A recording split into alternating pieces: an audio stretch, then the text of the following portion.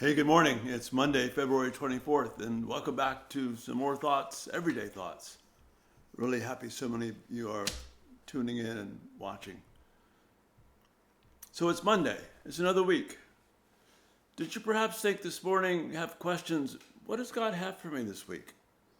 Is there a way that I can know what God has for me this week?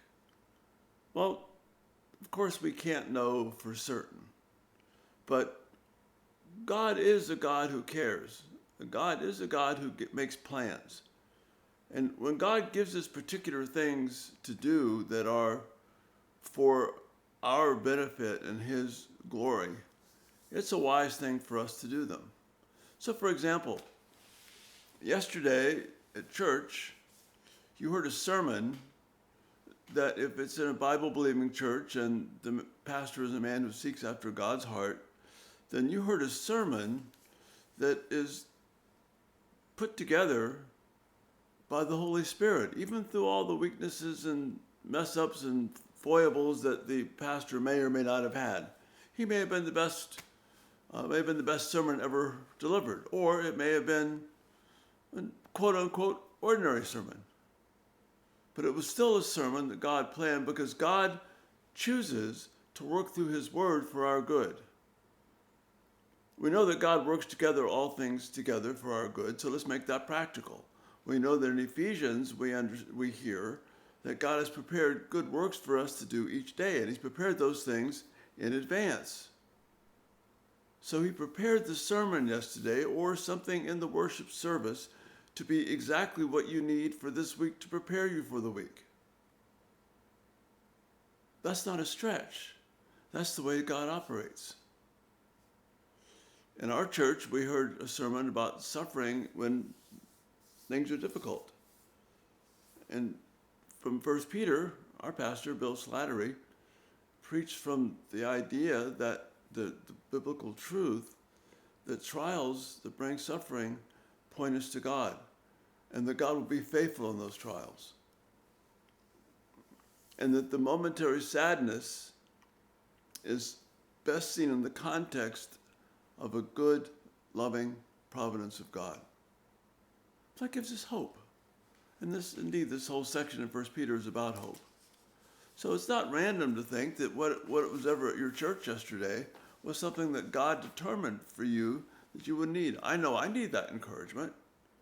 So I'm encouraged that this week God gave me that thought and direction. Well, suppose you missed church yesterday and you didn't hear the sermon, or you didn't hear some of the things that were said. Does that mean you don't have a chance? No.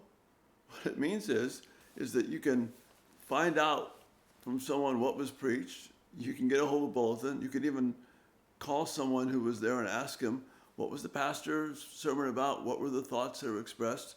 And then realize those things are there for my benefit, so you can learn from them.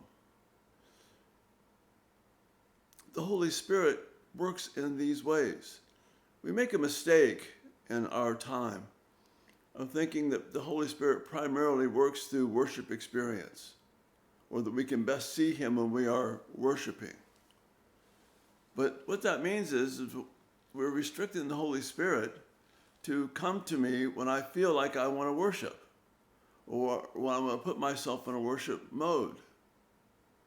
But rather, the Spirit of God is primarily about illuminating the Word of Christ. John 16, verses 12 and 13 and 14 say this: He will not speak on His own, speaking of the Spirit. He will speak only what He hears, and He will tell you what is yet to come. He will bring glory to me by taking from what is mine and making it known to you. That, brothers and sisters, is the illuminating work of the Spirit of God, which is ongoing all the time.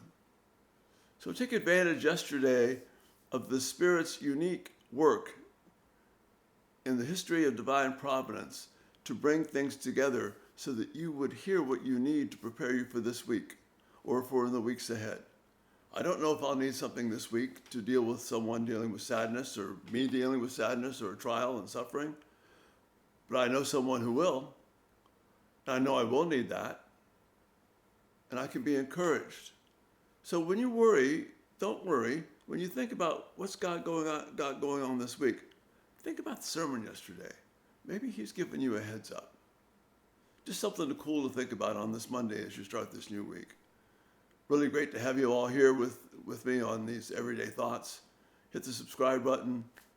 Send me some thoughts. You can leave YouTube comments, or you can email me or text me, whatever. Love to hear from you. So much meaning to have this time to talk with you about the things that are really important. You have a great day, and we'll be back tomorrow on Tuesday. Lord bless. Bye-bye.